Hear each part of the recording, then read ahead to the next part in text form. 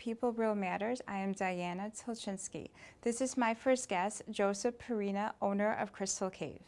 Thank you for having me. It's always nice to have people here that are interested in my craft.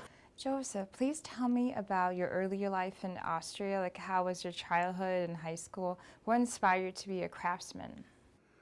Well, I was born in 1946 during the occupation. We had a glass factory there for 100 years.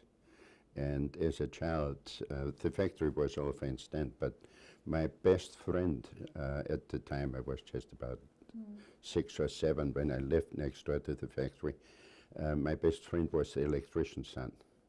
And I crawled in through the window space, through the kitchen window, to be in the factory actually, because I lived on the factory. And I could walk with my friend, his name was Rainer, with his father through the factory. And that got me involved in the love of crystal, how it was produced. I saw how it was hand painted, how it was cut, how it was engraved.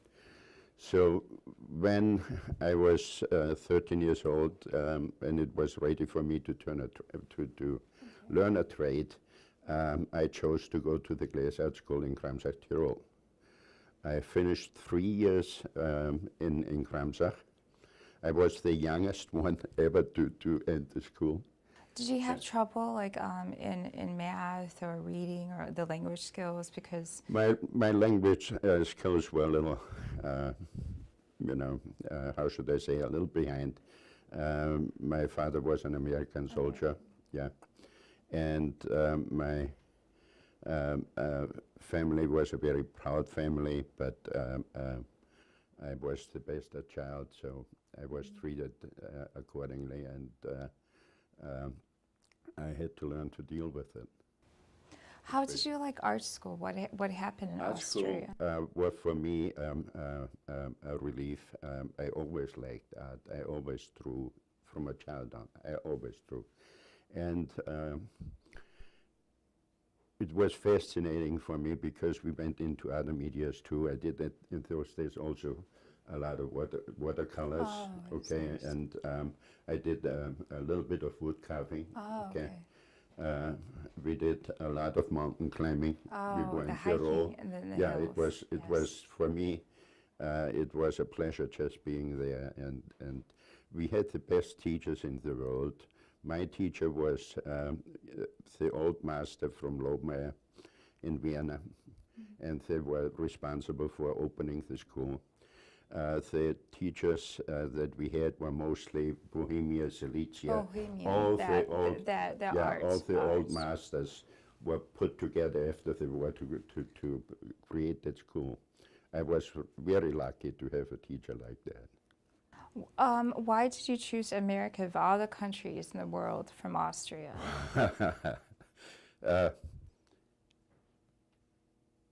In school, we had all the jobs that were available all over the world, from South America, Sweden, England, France, wherever I could go. And I found out that department store in Chicago, Cousin Pierre's Cutting Company, looked for a glass engraver to do their monograms.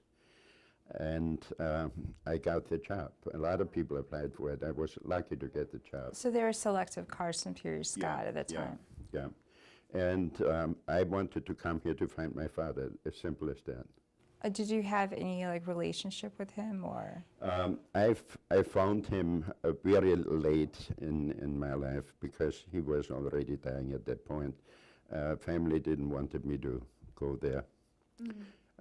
The reason it took so long because the records where they were kept in St. Louis, yes. The buildings burnt down and all the records were gone. So he was an American soldier, and he was an American soldier, definitely, and I'm happy to be here.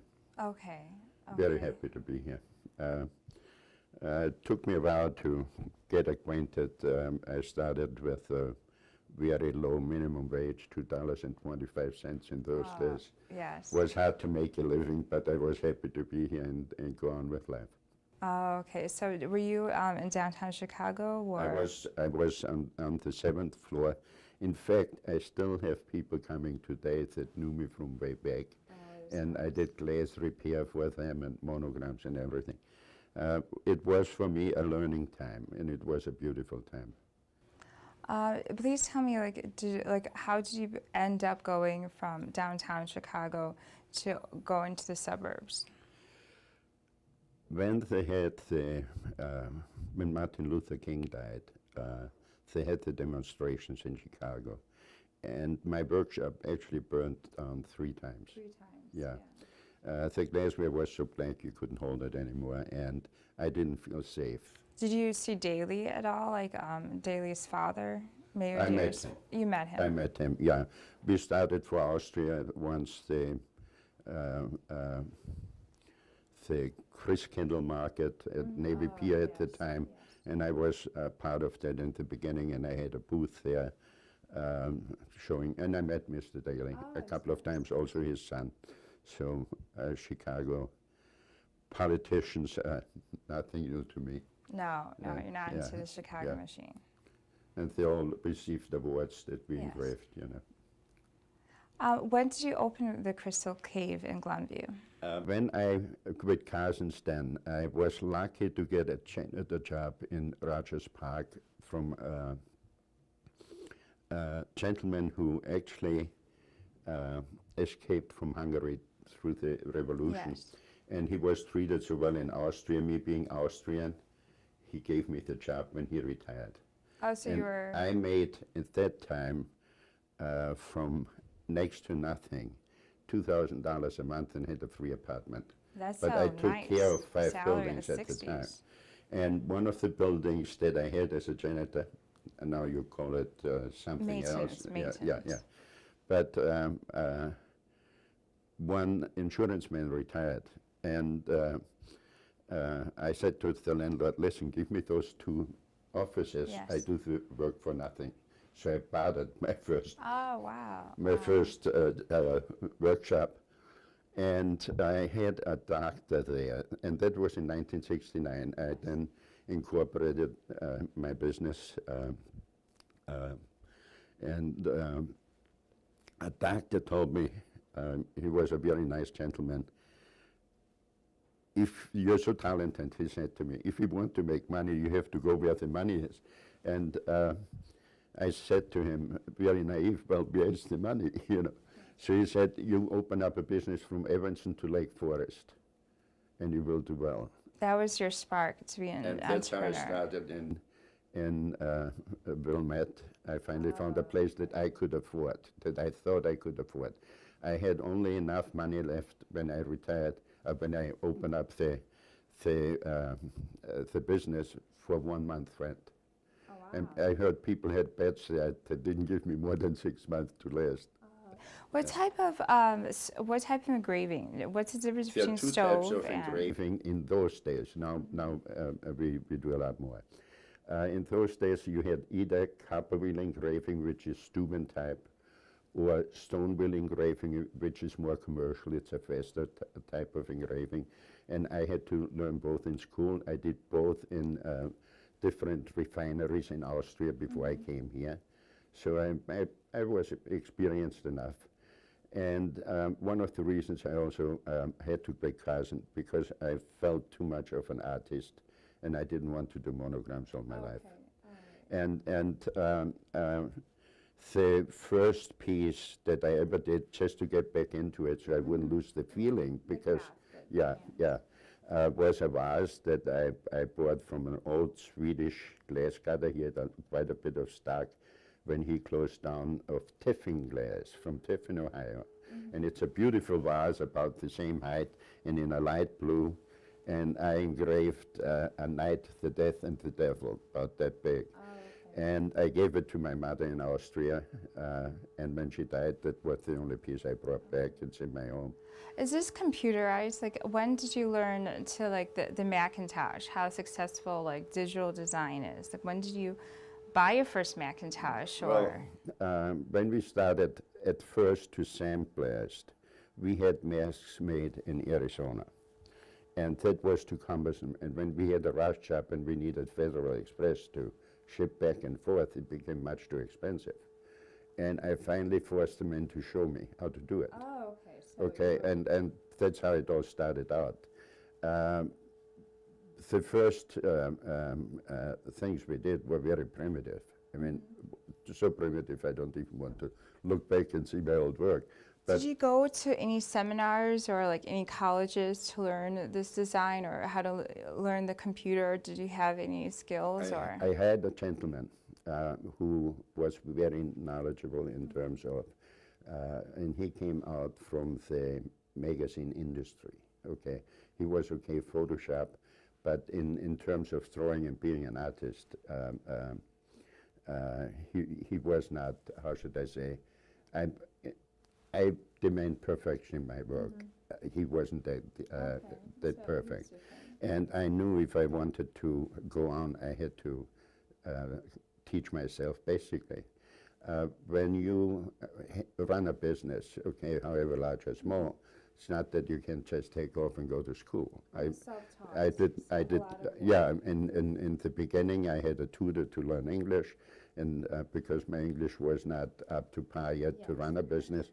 And I went home every night and worked sometimes till 2 o'clock in the morning. Oh, wow. So was it just dictionaries or just like did you learn the dictionary? I learned the basics from the people I had working for me, okay?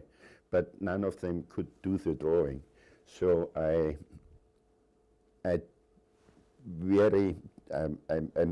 worked hours and hours. I can only tell you, till I finally had the drawing down that we could do three-dimensional sandblasting.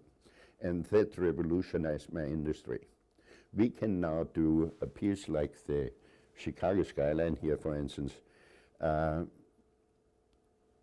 The detail that Steuben or any copperwheel engraver used to do on a small piece, I can now engrave with my technique and even finer lines on a 10-foot by 8-foot sheet of glass. That's unheard of. How do the standard companies, like from the 1970s, 1980s, the traditional crystal engravers, like fight the competition between you? Like, how did that change? Well, when China was opened up and the first glassware came in, it was so hard to engrave that I couldn't use my conventional glass cutting tool. You needed diamonds to cut it with. It was so hard. So even do simple monograms was, and I decided then to switch over to sandblasting for monograms and other things, and I had to learn how to draw. This is how it all started. There Did was you work for Neiman Marcus or? I do work for them occasionally, and I did work for other companies. You know, what really got me started on the 3D when Texas had its sexcentennial.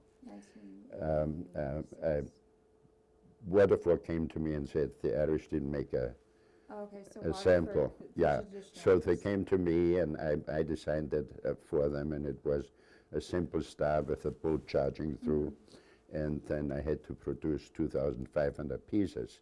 So it's one thing to do one piece, but to do 2,500 pieces, and that got me going into the 3D, and I wanted to perfect that, and it took me 10 years to perfect it. 10 years. 10 years. How many computer guys have you hired throughout the years? Basically only 3. Only 3? Yeah, well, in the old store, okay. I have here Mike and me. We are the ones that do it. Mike is doing my Photoshop for portraits and so on. When we do laser engraving, and I do all the fine drawing for the 3D engraving. How do you like the Chamber of Commerce in Glenview and your move to the Glen? You love it. Even though I have my business in Wilmette, I lived in Glenview now for over 30 years. I love Glenview, always did. And the people are nice here, and they welcomed me when I came here. It was always great. The Chamber, I donate all the golf trophies to them every year. It's a lot of fun. and I make fun trophies. Oh, okay? yes, trophies. Yeah, trophies. yeah. How So- did you meet your wife, Jenny? She worked for a supplier of mine. I knew her for 10 years. And I was divorced, and I called her simply one day because I asked her, she was in charge of the money for the company, basically. And I told her, listen, didn't get all my checks in, can you hold my check for another week? And she said, sure. We had a close business relationship at the time. And she said, did you know I finally got my divorce? Oh, I said, I didn't know that. No, okay. But I said, let's go out and celebrate. Oh, And wow, we've that's been sweet. celebrating ever Yeah. since. We went to Hawaii 11 years ago, and we just eloped. Eloped. Yeah, That's in Maui. that's very different. In Maui, yeah. It was when you get married in Maui, only a local giant can marry you. And it was, for us, it was fun. We went snorkeling actually, and did a lot of things, drove around. What countries have you traveled? Not necessarily with Jenny, but like all over the place around the world. Well, in Europe, basically Austria, I've been Switzerland, I've been Germany, Sweden, Norway. That's basically it. In the times when I grew up, you still had the Iron Curtain. Okay. Yeah. East Germany. Yeah. And so in that, who wanted to go to East Germany? Nobody at that time. And I traveled a lot in America. Probably from all 50 states, I saw all 40. And then you wrote your book. You wrote your book about being. I wrote 2 books. 2 books. Yeah. One to make sense out of my life, the journey of a glass engraver, and one where I wanted to make sense out of the economy now and what's going on with America. So it's called America Through the Eyes of an Adopted Son. When do you write your poetry, or when did you start writing poetry? I've done that all my life. I don't know why.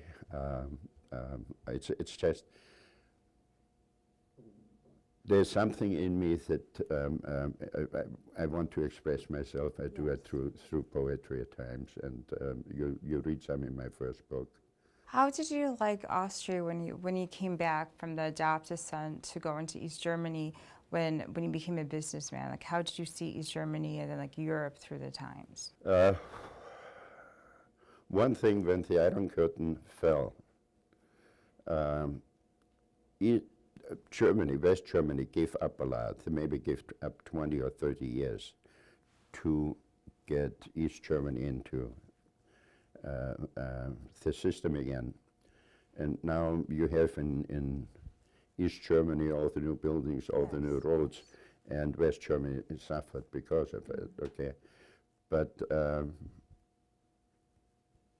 my best friend lives in Frankfurt. I talk to him all the time. And he's retired now. He used to be president of a big company here. Okay. And so you learn through the hardship of communism and socialism from the Eastern Europe to make it big in America. Most definitely. I had a friend. His name was Carl, and he did work for me actually when it was still in East Germany. Okay, and I had the opportunity once with my friend to visit him, who got us connected. And he knew all the old factories in Bohemia, and if I needed special things or an arm for chandeliers, in those days we did a lot of repairs. This guy made it happen for me. He had a nice family. And his daughter came over here. She's a glass cutter also, and stayed at my house for a while. I asked him one day, how did you deal with all the communists? And he said, well, all we did was make fun of it. We left our way through it, okay? And this kind of attitude is always what brings people through certain situations, because it was what it was. Nobody could change that. Do you have any tips for artists or for writers or even high school students trying to pursue like a craft or even the arts? Like, how difficult is it to become a starving artist or even a businessman? Yeah. I'm glad you asked that question. Anybody can learn basics. And to learn the basics, you have to work hard. And those young people that work hard will actually flourish. The love for things, I think, grows more once you start doing things well. Okay? And I'm in contact with the chamber here. They're putting me together with certain schools here to talk to the high schools. to talk to the. It will happen still this fall. Mm-hmm. Okay. And basically, what do you, like for vocational skills, what do parents need to focus on when a student has trouble in math or dyslexica? When does what? I've been dyslexic all my life. I switch numbers, I switch words. I mean, that I even wrote my book is, Oh, wow. you know. How do you give confidence to a student that's not achieving? I can only tell you this: Michelangelo and Leonardo da Vinci were both totally dyslexic. Yeah. Okay, so we're all in good company. How did I deal with it? I had to accept it. When I forced myself to public speaking when I spoke to groups for my trade or history of glass, which is a fun thing to talk about. Pressure the student to go in English and reading and have hobbies. Absolutely. I mean, you have to get yourself into it and overcome your fears. And do you have any endeavors for the shop? Do you want to expand, or what are your future for? All my life I had dreams. I have to admit I always was more of an artist than I was businessman. Mm-hmm. But in 2 years, I'm 50 years in business, so I did something right. My thing to look forward to is not to look back. Learn from your mistakes, go on, develop new things, and I have a few more things in mind. Hopefully by spring we can accomplish that. Okay. I don't want to talk about it now because it's not happening yet, okay. but we are working hard at it. But you are planning to hire more high school students and train? That will happen. We want to grow as fast as we can in this economy. It was very difficult the last 10 years. Mm-hmm.